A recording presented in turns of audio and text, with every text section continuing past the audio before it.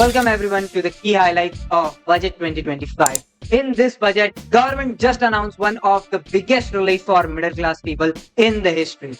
Means, could you imagine that the slab from 7 lakh rupees could be raised to 12 lakh rupees? Yes, you heard it right. That there would be no income tax for a salaried employed up to 12 lakh 75,000. And if you are a businessman, then also you are not liable to pay any kind of income tax up to 12 lakh rupees. Let us understand the revised tax rate. So as you can see on your screen that up to 4 lakh rupees, there is no income tax. From 4 lakh to 8 lakh, the tax rate would be 5%. From 8 lakh to 12 lakh, the rate would be 10%.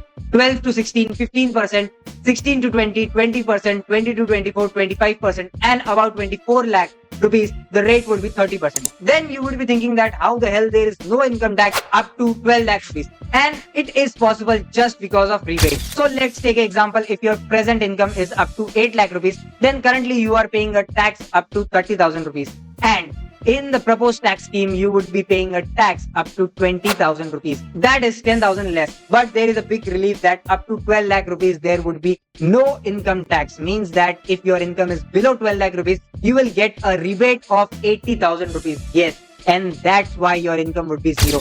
And if your income is 16 lakh rupees, then you would not be eligible for a rebate of 80,000 rupees.